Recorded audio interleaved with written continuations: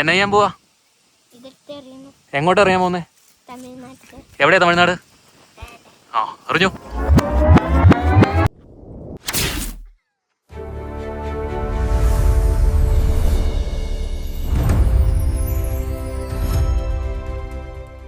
നിങ്ങൾ ഇടുക്കി യാത്ര ചെയ്യുന്ന ആളുകളാണെങ്കിൽ ഒരു വട്ടമെങ്കിലും പോയിരിക്കേണ്ട ഒരു സ്ഥലമാട്ടോ ഈ ചതുരംഗപ്പാറ എന്ന് പറയുന്ന സ്ഥലം.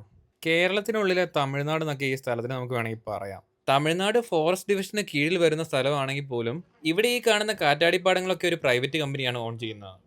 ഇടുക്കി യാത്ര തുടങ്ങിയിട്ട് കാലങ്ങൾ ഒരുപാടായിട്ടും ചതുരംഗപ്പാറ എന്ന സ്ഥലത്തേക്ക് ഞാനിതുവരെ എത്തിയിട്ടുണ്ടായിരുന്നില്ല. ഈ സ്ഥലത്തേക്ക് ഒരു യാത്ര പോകണമെന്ന് പറഞ്ഞ എൻ്റെ സഹോദരിയാണ്. കൂടെ നമ്മുടെ 2 കുഞ്ഞു കുറുമ്പുകളും ഉണ്ട്. ചതുരംഗപ്പാറയിൽ 2 സ്പോട്ടുകളാണുള്ളത്. രണ്ടിടത്തേക്കും ഓഫ് റോഡ് വാഹനങ്ങളിലേ നമുക്ക് എത്തിച്ചേരാൻ സാധിക്കുള്ളൂ. കാറിൽ വന്നതുകൊണ്ട് തന്നെ ഒരു ജീപ്പ് വിളിച്ചേ നമുക്ക് മുകളിലെത്താൻ സാധിക്കൂ. ഒരു ജീപ്പിന് 1500 രൂപയാണ് ചാർജ് പറഞ്ഞത്. എന്തായാലും അത്യാവശ്യം അഡ്വഞ്ചറസ് ആയിട്ടുള്ള യാത്ര ആയതുകൊണ്ട് തന്നെ നമുക്ക് ആ പൈസ അത്യാവശ്യം മുതലാകുക തന്നെ ചെയ്യും. ആദ്യം കാണുന്ന വ്യൂ പോയിന്റിലേക്ക് പോകുന്നതിനിടെ തന്നെ ഡ്രൈവർ ചേട്ടൻ പറഞ്ഞു, ഇന്നലെ വൈകിട്ട് കാട്ടിൽ നിന്ന് ആന ഇവിടെ വന്ന് കയറിയിട്ടുണ്ട്, ഭാഗ്യമുണ്ടെങ്കിൽ നിങ്ങൾക്ക് അതിനെ കാണാൻ പറ്റും. പിന്നെ 4 കൊല്ലം മുന്നേ നീലക്കുറിഞ്ഞി പൂത്തതും ഈ മലയ്ക്ക് മുകളിലാണ് കേട്ടോ. അന്ന് ഈ ആദ്യം നമ്മൾ ഈ പോകുന്ന സ്പോട്ടിൽ നിന്നാണ് ആളുകളെ മല കയറ്റി വിട്ടുകൊണ്ടിരുന്നത്.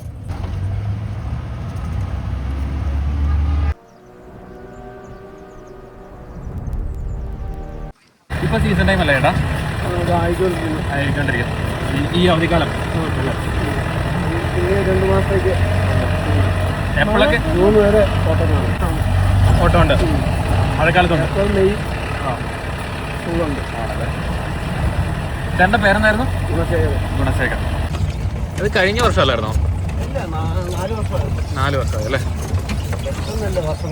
അതെ അതെ, പെട്ടെന്ന് വരുന്നേ. അന്ന് അത്യാവശ്യം നല്ല വയറിലല്ലേ ആയിരുന്ന വീഡിയോസും കാര്യങ്ങളും എല്ലാം. ആണല്ലേ? ഇവിടെ കൊണ്ടുപോയി വിട്ടിട്ട് ആൾക്കാർ നടന്നു കയറുമായിരുന്നു. ആ, ചേട്ടൻ ഇവിടെ അടുത്ത് തന്നെയാണോ? ഉടുമ്പൻചോല. എന്താണേലും വീട്ടിൽ നിന്ന് ഇറങ്ങുമ്പോൾ തൊട്ട് തമിഴ്നാട് കാണണം എന്ന് പറഞ്ഞ ആൾക്ക് ഈ മണ്ണി കാല് കുത്തിയപ്പോൾ തൊട്ട് സന്തോഷമായി. കേരളത്തിൽ നിന്ന് തമിഴ്നാട്ടിലേക്ക് പുല്ല് പറിച്ചെറിയലാണ് പ്രധാന പരിപാടി. കാറ്റുകൂടി പിള്ളേരുടെ കൂടെ നിൽക്കുന്നതുകൊണ്ട് എറിയുന്ന സാധനം അത്യാവശ്യം നല്ല ദൂരത്തേക്കും പോകുന്നുണ്ട്.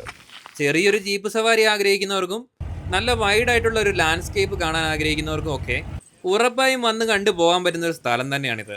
അറ്റം കാണാൻ പറ്റാത്തിടത്തോളം പരന്നു കിടക്കുന്ന തമിഴ്നാടും മലകളോട് മലകളായ കേരളവുമാണ് നമുക്കിവിടെ നിന്നാൽ കാണാൻ പറ്റുന്നത്. തമിഴ്നാടിൻ്റെ മണ്ണിലാണ് നിൽക്കുന്നതെങ്കിലും കേരളം വിട്ടതായിട്ടൊട്ട് തോന്നത്തുമില്ല. എന്നാലും അതിൽ തിരിച്ചപ്പോൾ ഈ സ്ഥലം എങ്ങനെയായിരിക്കും തമിഴ്നാടിന് പോയത്? പിന്നെ പറയാതെ തന്നെ ഊഹിക്കാവുന്ന ഒരു പ്രധാന കാര്യം ഇവിടുത്തെ കാറ്റിൻ്റെ രീതി തന്നെയാണ്.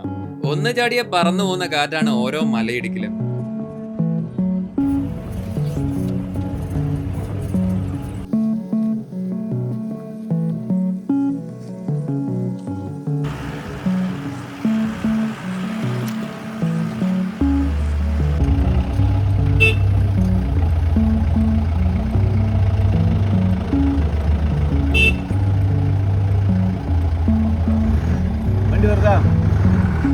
வண்டி வருதாயா? வண்டி இருக்கா? வண்டானா?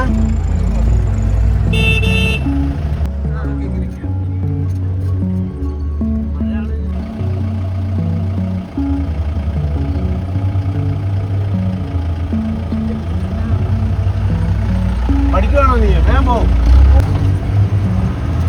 മുല്ലപ്പെരിയാറിൽ നിന്ന് വരുന്ന വെള്ളം മാത്രമല്ല, കേരളത്തിലേക്ക് പോരുന്ന കാറ്റിനെ പോലും വെറുതെ വിടുന്നില്ല കേട്ടോ തമിഴ്നാട്. എന്തിനെയൊക്കെ ഉപയോഗിക്കാൻ സാധിക്കുമോ അതിനെയൊക്കെ നല്ല രീതിക്ക് ഉപയോഗിക്കാൻ ശ്രമിക്കുന്ന ഒരു നാടായിട്ട് തന്നെ നമുക്ക് തമിഴ്നാടിനെ തോന്നും. കൂടാതെ കൃഷിയുടെ കാര്യത്തിൽ ചതുരമായിട്ട് ഈ താഴേക്ക് കിടക്കുന്ന സ്പോട്ടുകൾ കണ്ടാൽ നമുക്കറിയാലോ എത്രത്തോളം അധ്വാനികളാണ് അവിടുത്തെ ജനതയെന്ന്. മലയാളികൾ അധ്വാനികളല്ല എന്നുള്ള അഭിപ്രായമൊന്നും എനിക്കില്ല. നമ്മുടെ കഴിവിൽ പൂർണ്ണമായും ഉറപ്പുള്ള, കൃഷിയേക്കാൾ മറ്റു മേഖലകളിൽ പ്രാവീണ്യമുള്ള ഒരു ജനതയാണ് നമുക്കുള്ളത്. Believe on our strength, work on our strength. ഇത്തിരി പച്ചക്കറി മറ്റു നാട്ടിൽ നിന്ന് മേടിച്ചാൽ എന്താ, അത് മേടിക്കാനുള്ള പണം നമ്മൾ പണിയെടുത്തുണ്ടാക്കുന്നില്ലേ? 2 മുതൽ 2.5 മെഗാവാട്ട് വരെ ഇലക്ട്രിസിറ്റി ജനറേറ്റ് ചെയ്യാൻ ശേഷിയുള്ള ഈ ടർബൈനുകളിൽ ഒന്ന് സ്ഥാപിക്കാൻ 1 കോടി രൂപയോളം ചെലവ് വരും. ഇത്തരത്തിലുള്ള വിൻഡ് മില്ലുകളിലായി 29 കോടിയോളം ഇടുക്കി തമിഴ്നാട് ബോർഡറുകളിൽ ചെലവിട്ടിട്ടുണ്ട്. താരതമ്യേന സിമ്പിൾ എന്ന് തോന്നുന്ന ഇത്തരത്തിലുള്ള വിൻഡ് മില്ലുകൾ ഇവിടെ ഇൻസ്റ്റാൾ ചെയ്യാൻ മലമ്പ്രദേശത്തുണ്ടാവുന്ന എല്ലാ പ്രശ്നങ്ങളും തരണം ചെയ്യേണ്ടി വന്നിട്ടുണ്ട്. ഒരുപാട് അറിവുകൾക്കൊപ്പം വ്യത്യസ്തമായ മനോഹരമായ കാഴ്ച അനുഭൂതികളും ഈ നാട് നമുക്ക് പ്രദാനം ചെയ്യുന്നുണ്ട്. ഇത്തരം കൊടുംചൂടിലും ഇവിടുത്തെ തണുത്ത കാറ്റ്, അതൊന്നും മാത്രം മതി ഇവിടെ നിന്ന് പോവാൻ തോന്നാതിരിക്കാൻ.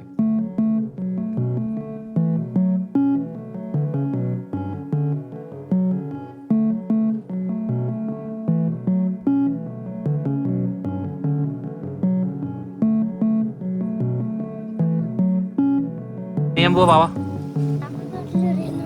എവിടെയാ തമിഴ്നാട്? ആ അറിഞ്ഞു.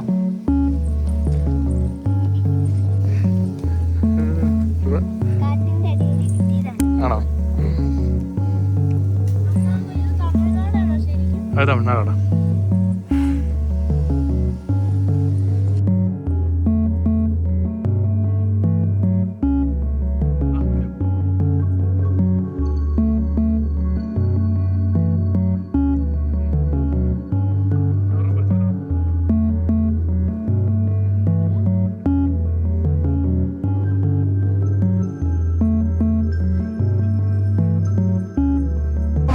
KSRTC എവിടെ നിന്ന് വരുന്നതായിരിക്കും?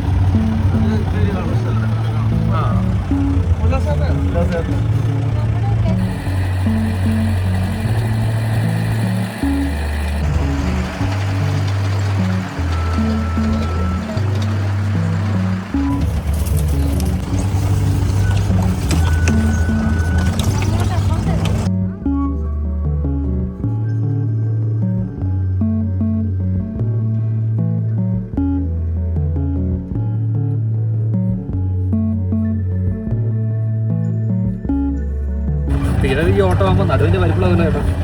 നടുവിന്റെ ശീലമായി. എത്ര വർഷമായിട്ടുണ്ട്? 98 തൊട്ട്. അതെ.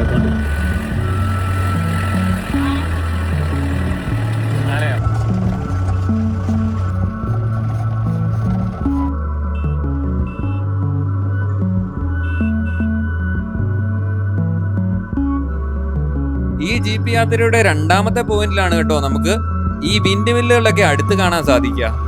ഒരു വിൻഡ് മില്ലിന്റെ പ്രധാന പാർട്ടുകളായിട്ട് വരുന്നത് അതിന്റെ ബ്ലേഡുകളും അതിന്റെ ബ്ലേഡുകളോട് കൂടി കറങ്ങുന്ന റോട്ടറും ഈ റോട്ടറിന്റെ സ്പീഡിനെ ജനറേറ്ററിന് ആവശ്യമായ സ്പീഡിലേക്ക് കൺവേർട്ട് ചെയ്യുന്ന ഗിയർ ബോക്സും ഈ അറേഞ്ച്മെന്റിനെ പൂർണ്ണമായും താങ്ങുന്ന ടവറുമാണ്.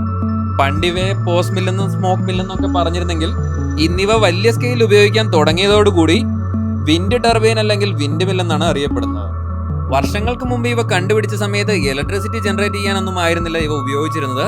ധാന്യങ്ങൾ പൊടിക്കാനും വെള്ളം പമ്പ് ചെയ്യാനും തടി ഇറക്കാനും ഒക്കെ ഉപയോഗിച്ചിരുന്ന ഇവ കാലക്രമത്തിലാണ് വൈദ്യുതി ജനറേറ്റ് ചെയ്ത് തുടങ്ങിയത്. ഇവ ആദ്യമായിട്ട് ഉപയോഗിച്ച് തുടങ്ങിയത് 9-ാം നൂറ്റാണ്ടിൽ പേർഷ്യൻസ് ആണ്. പിന്നീടാണ് ഇവ യൂറോപ്പിലേക്ക് കടക്കുന്നത്. ഇവയുടെ പ്രധാന പോരായ്മ കാറ്റിന് വേണ്ടത്ര സ്പീഡ് ഉണ്ടെങ്കിൽ മാത്രമേ വേണ്ട രീതിക്ക് നമുക്ക് എനർജി ജനറേറ്റ് ചെയ്യാൻ സാധിക്കൂ എന്നതാണ്. അതുപോലെ തന്നെ ഇവിടെ എല്ലാ സമയത്തും വന്നാൽ വിൻഡ് മില്ല് കറങ്ങുന്നത് നമുക്ക് കാണാൻ സാധിക്കില്ല. നല്ല കാറ്റുള്ള സമയത്ത് മാത്രമായിരിക്കും ഇവ കറങ്ങി കാണാൻ സാധിക്കുക. ഈ യാത്രയിൽ കാണാനും അറിയാനും ഒരുപാട് കാര്യങ്ങളുണ്ടായിരുന്നു. കൂടാതെ കുട്ടികളും വളരെയധികം എൻജോയ് ചെയ്തതുകൊണ്ട് സന്തോഷത്തോടെ മടങ്ങാൻ നമുക്ക് പുതിയൊരു വീഡിയോയിൽ കാണാം.